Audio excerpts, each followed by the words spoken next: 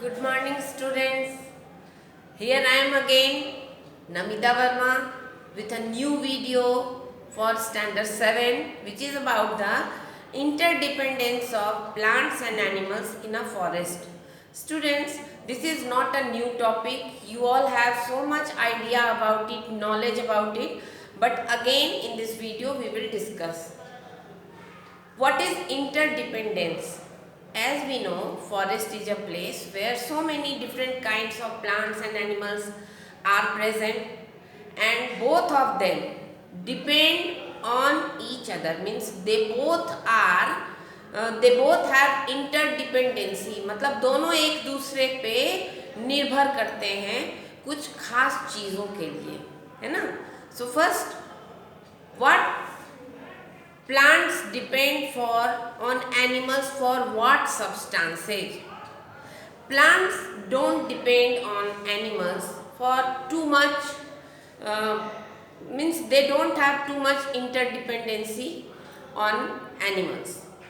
But they also depend on animals for carbon dioxide. Carbon dioxide, as we know, it is essential for photosynthesis, and for photosynthesis carbon dioxide which is needed is added in atmosphere by animals mostly. Plants also respire, they also release carbon dioxide, but they also perform photosynthesis and respiration. Both processes takes place in their body during the daytime. So they don't release too much of carbon dioxide, they just absorb the carbon dioxide. So I have written here that animals, plants depend on for carbon dioxide. Got it? Second point is the for pollination and dispersal of seed. Students, I think you all know about for pollination. Again I am explaining. Pollination is a process which is performed by some agents, and especially animals like insects, bees, wasps, butterfly, all these small birds. These animals transfer the pollen grains from anther to stigma, and this process is known as pollination. Although this process is done by the animals unknowingly, they don't have any intention, but they do this. Why? Because when they sit on the flower for taking nectar, the pollen grains get stuck to their wings or legs or the body parts. Again, when they visit the another flower of the same kind, this pollen grain will shed off on the stigma of the flower. In this way, they perform a very important function which is known as pollination. Without pollination, no seed can be formed. So this pollination process is very important. And this is done by the animals, means small animals like insects. Especially we take the name of insects.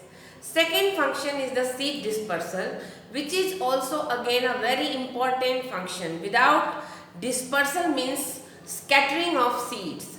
If a plant has produced thousands of mangoes, what will happen if all the mangoes will fall on the below the tree? I think only few, 2, 3 or 10 will get germinated, others will decay. In this way, the seeds will not be scattered, and so no new tree of mango will be formed. So seed dispersal is very important. Again, as the plants are stationary, they are stuck to their place, so they need some help which is given to them by wind, water, animals, and they have some other mechanism also, means they have spines or hooks, and some of the plants seed get dispersed by their explosion method, but they depend on animals. That's why I have written here that plants also depend on animals for pollination and seed dispersal. Third point is nutrients. Students, nutrients are present in soil for plants. So, whenever a plant grows in a soil, it takes the nutrients, water, everything from the soil, and this has to be replenished, means it should be added.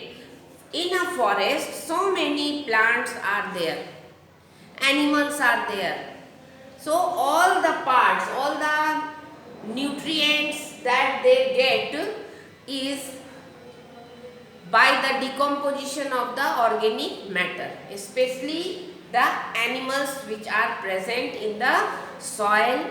They live in the soil, and also by the excreta of the some animals, some fruits, leaves, everything add nutrient to the soil by decomposition, and decomposition is done by the decomposers, means bacteria and fungi. Now, second interdependence is about the animals.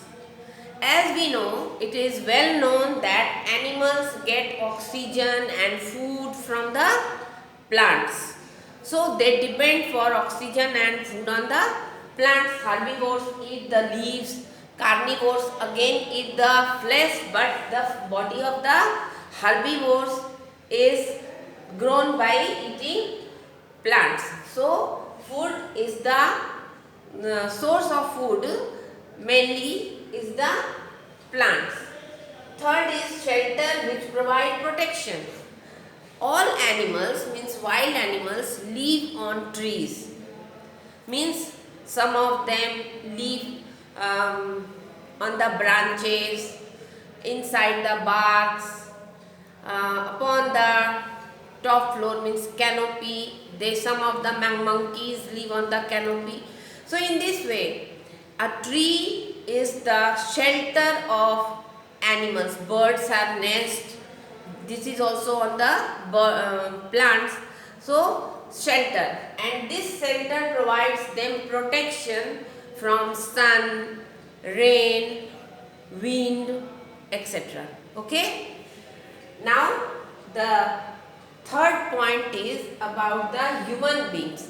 We human beings also depend on plants for many things, as we get timber, wood, wood pulp, latex, resin, gum, spices, medicines, fibers, and so on. So much things we get from plants.